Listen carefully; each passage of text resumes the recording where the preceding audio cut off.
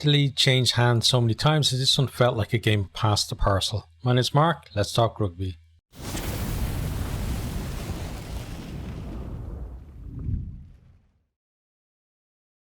Ulster, they get cut off side pretty early in this in the first few minutes. Dan Edwards kicks the post, but he's off target. It looked very kickable, and for a young guy playing at 10, he's only 20 years old. It might put him off a little bit, but not a bit of it for this guy. He came up with some key kicks throughout the rest of the game. We'll talk about those when we get to those points. But Ospreys then do win a penalty at the first scrum of the game after Ulster. First of all, Ulster were free kicked for taking too long at a line out. They were told to hurry up, and they're just kind of nonchalant. And it's just kind of the whole thing about Ulster is like, you look at a lot of the infringements they did in this, and a lot of it is like, it's stupid stuff that they're giving away, and it's just indicative of how this squad is going at the moment. But that scrum from Ospreys was a statement of intent, and they're on top for most of the game. Kind of towards the final quarter, Ulster kind of got a bit of parity back, but the damage was done by that stage. And then I'm not sure also why Ulster weren't wearing the club socks. Origin week, it's a great idea, but the organisers, they need to make sure that every team is taking part and that the teams take it seriously, and they make sure that the socks are there and available, and that it's one of these things where, maybe like a week or two before every club, every one of the teams is reminded, you've got to have those socks available, and you need to make sure that if you're travelling that they're going with you as well, because, a couple of Irish provinces didn't do them.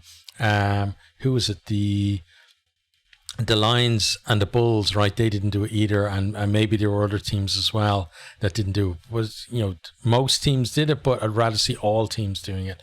Anyway, back to the game then. Ulster, they have a scrum under pressure on their own feed. They get it out, but Doak forces a wide pass and it's forward.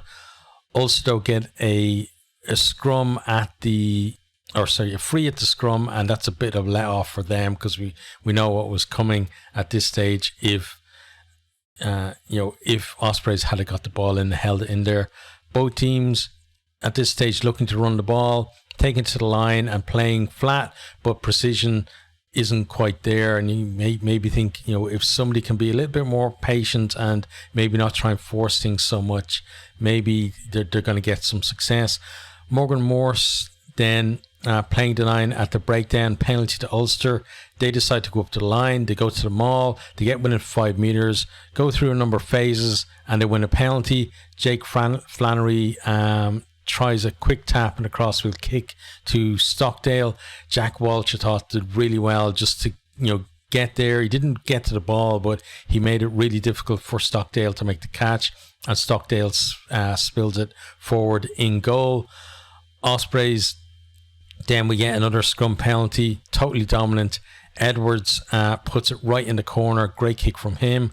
Ulster though disrupt the maul as Ospreys try and drive it, and Ospreys do manage to hold onto the ball to get it out.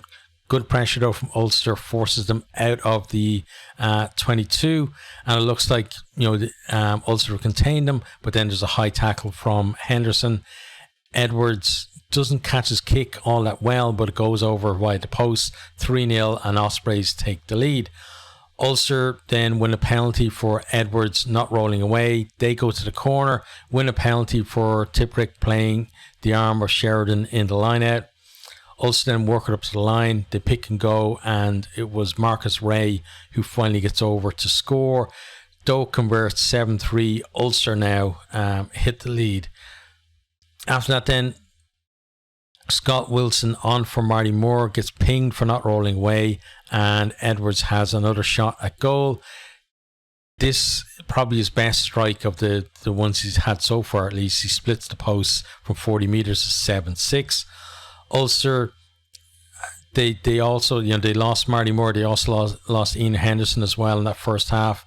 And, I'm not I'm not sure whether, because Moore was under pressure in the scrum, and Henderson, I think he gave away some silly infringements as well when he was on. So he's obviously a big loss in terms of leadership, but he wasn't having his best game when he was on either. But halftime 7-6. Also then coming more into the game at the start of the second half, they attack off the back of a scrum that was under a little bit of pressure, but we have a clever kick through, and it's carried back over their own line by Ospreys. 5-metre scrum to Ulster. But before that actually takes place, we have a TMO check, and we see that Morgan Morse basically slapped the ball down at the ruck before that kick through, and he gets a yellow card. Penalty to Ulster to go to the corner from that. Stewart finds his man. Ulster mull it over the line, but Stewart is held up over the line. Great defence from Ospreys there. Ulster then kick again into the corner because Edwards rolled into the line at the ruck. Ospreys initially defending them all well, then they keep Ulster out as Ulster are trying to go through some phases. Postle's Twait, I think this guy's name is, gets pinged for going off his feet then. Penalty to Ospreys, and then another penalty for Stewart flopping at the ruck, and this one is actually straight in front, and Edwards puts his team back in front 9-7. So Ulster going from threatening that Ospreys line, they give away a couple of penalties, and suddenly Ospreys can take the lead. Then Ulster are coming forward. There's a decent pass wide into space, but it's dropped by Stockdale, who really didn't have his best game at all in an Ulster shirt today, and probably trying to catch the eye of Andy Farrell. We saw with Rossburn as well, trying to do similar for Leinster, and maybe both players would have been better just kind of doing the basics as well as they could, rather than trying to force it. But before we restart, it would have been a scrum to Ospreys. We have another team out check, and Ratty goes to the bin for a trip on Flannery. And I'm feeling like, can Ulster do better in this yellow card period? Because Ospreys won the last yellow card period. Ulster, they go to the corner, they maul it up to the line, and then Stewart does get his try.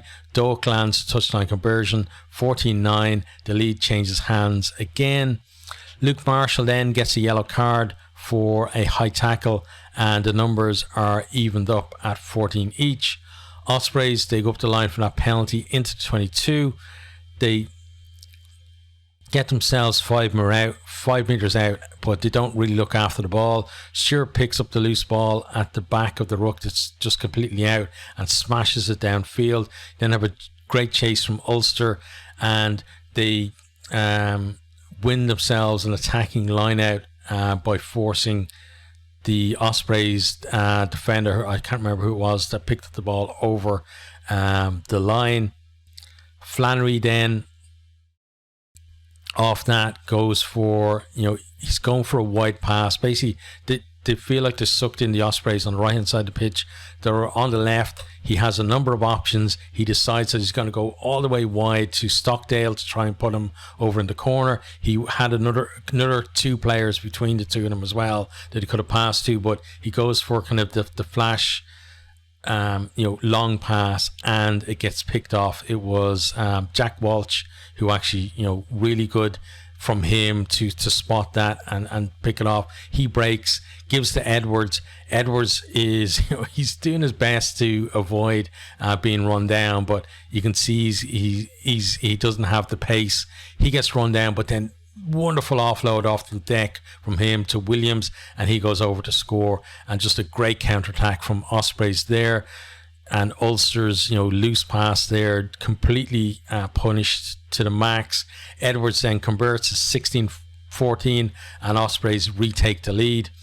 Ulster then, to get turned over again, and Ospreys ladder it downfield, and then they win a penalty because Ulster seal off because they were under tons of pressure in their own 22. Ospreys go to the corner, Ulster contain them and win a penalty of their own.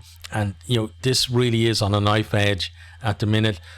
Ulster, they had chances, it felt like, to kind of maybe pull away a little bit, but this Ulster team this season have been so poor. They've been keeping teams in the game, just through their own poor play, and that's what they're doing here today. But Ulster did get a penalty for no arms tackle just inside their own half.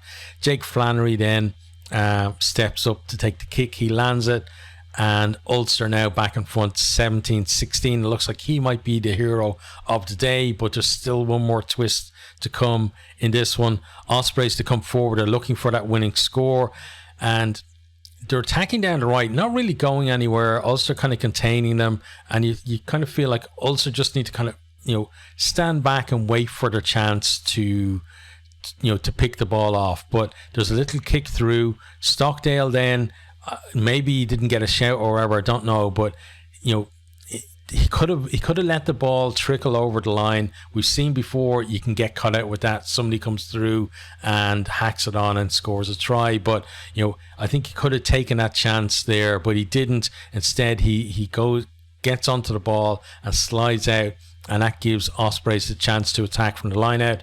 Ospreys don't do the best, honestly, from the line out. They didn't get themselves in good position, but they do get the ball back to Edwards, and from long range he just absolutely slots that drop goal with aplomb and makes it 19-17. There's only seconds left at the restart, and Ospreys claim the ball, get it off the pitch, and a really deserved win for them. The way they stuck in that game, and then the way coming up with that kick at the end as well. Edwards, young guy, as I said, only 20. He had that missed kick at the start that could have thrown him off, but he just finished with such great nerves in a real pressure situation there to win it for his team.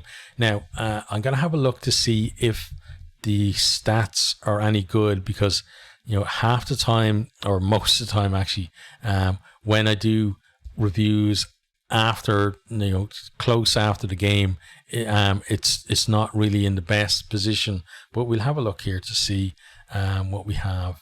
It looks kind of right. So first of all, starting on attack, 1 try for Ospreys, 2 for Ulster. Low scoring in terms of the tries, but basically the kicking from Edwards was what was the difference between the teams. Possession 52% to 48 for Ospreys. Clean breaks 2-0. So neither team having great kind of penetration with their attack. And clean breaks, one of those clean breaks for Ospreys as well was that turnover try. Defenders beaten then 8-6, and offloads 9-6. The most important offload in the game was off the deck by Edwards to Williams to go over for that try. Onto defence then, territory 50-50. Number of tackles 108 for Ospreys, 122 for Ulster. So fairly close there. Missed tackles 6-8. So very high tackle percentage for both teams, 95-94. So again, defence is kind of on top for most of the game. Turnovers 1-4 for Ospreys, 2 for Ulster. And we saw Ospreys getting some key turnovers as well when Ulster were trying to kind of get that couple of scores ahead, which they never really were able to do in the game. Kicking then, 2 kicks retained each. I think Ospreys had a bit of success when Cuthbert come on towards the end. Like, his height helped him to retain. He probably was the one that retained those 2 kicks actually for them. Penalties then, 12 for Ospreys, 11 for Ulster. So neither on the right side of the referee, but Ospreys just about edging it in the end. And if we talk about where the two teams are from here, Ospreys, they needed this win really to keep realistic chances of getting into the playoffs alive. And whereas Ulster were going for a win to be right up there, to be up there next to Benetton in 4th place, and now instead they find themselves in that bunch that are fighting over. In the end, they're basically going to be fighting over 7th and 8th place. in the table for the playoffs, and now they've got to regroup and get something from there. But Ospreys, huge year for them. We talked about Edwards and his impact, but then there were some really good